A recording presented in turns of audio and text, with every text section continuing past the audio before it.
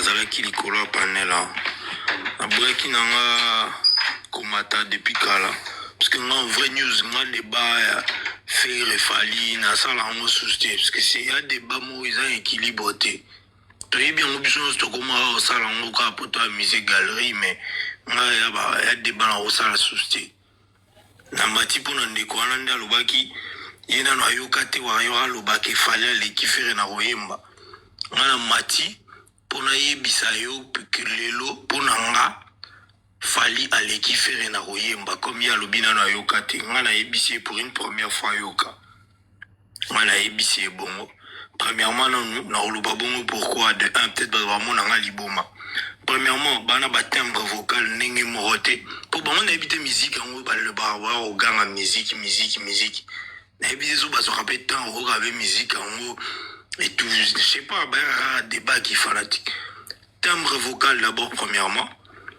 mpona nga bana timbre vocal moko te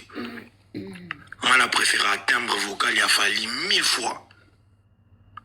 nalobi ya liboso timbre vocal et puis na nyonso wana tokomona yango lelo na baœuvre à succès lelo soki nga nazongi tozonga mpena nano ata quartier latin mpona nga fali ya baœuvre à succès bavocal ya succès oyo peut-être lelo so tolobi bimisa fere ekoma 5 te fali ekokoma 5 oyo marqué génération epuis toyoka yango peut-être so tozongi quartier latin fere tokobimisa 2 fali tokobimisa 4 5 6 oyo marqué génération wana mpona nga natangaki déjà timbre vocal bana même timbre vocal kutu te so na oyoka musique oyo batie ame batie nini na préférence ya fali wana nga nalobi yango lelo so navandi na oyoka nzembo oyo nini news nayebi te titre ya mwa ekima yanga natalaki natalaka na nzoka nakoma na regard ya bakila so wana so na oyoka mwa ya moko boye oyoka mwa oloka mwa catafalque nga babiso wana so ozongisi nga bacatafalque baatante wana nga nakola nga na yuma bafami baso wana nga so na oyoka ngo mpona nga ya baœuvre marqué en france na nga so tozongi encore plus na baquartier latin bavocal na ye na barobot na bachanson ebele ozongi abeti à succès donc mpona nga c'est ça un bon chanteur na mpona nga et puis après soki toyebi to bandoleka nango na baœuvre lelo le gars il a vendu plus d'albums que Ferré plus de chansons plus de titres et puis mpona nga Fali je l'aime aussi en termes d'adaptation comment il s'adapte dans les styles musicaux lelo il y a que Fali pour moi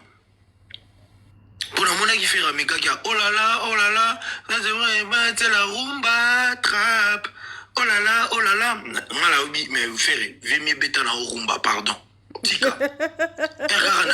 oh là là mais c'est la rumba trap na bi faire vraiment beta rumba vieux beta rumba pardon mais lelo Fali oyeb sanga style musique ni ayembi na ba rappeur ayembi na musique folklorique ayembi style nini musical o Fali ayembi te afsana oyebi afsana eza style ya musique nini afsana eza compas style musical nini oyebisanga o Fali ayembi te touche partout quel style musical ouvert toyab oyebisanga o Fali ayembi te donc pour nga c'est ça oyebisanga o faire effet mieux que Fali par rapport à quoi na koteka baalbum koteka basingle kozwa badisque d'or kobeta bastade en guise de quoi oyo osalisanga demande donc soki ayoka te ke moto aloba na vie ke Fali aleki fere nga nayebisi ye ayeba ngo lelo ke mpona nga Fali aleka afere ochange nga ngo en rien soki yo mpona yo fere aleki Fali etali kaka yo et ne pas venir dire que yo nano yoka te nga nayebisi yo sikoyo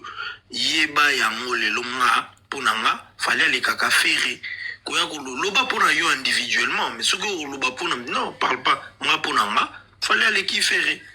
nayebisi yo déjà nga nayoka kaka na oh là là c'est la rumba nayobi déjà vieux betaka Fali style musical nini oyebisanga beti te Donc voilà quoi, mieux analyser avec participation. En tout cas, et le roi la moussa inga mwani ni que on va dans matana live. Aïe bango peke, dans la batou pour na bango fallait les faire. Donc voilà. Merci Sexo Musique, ça fait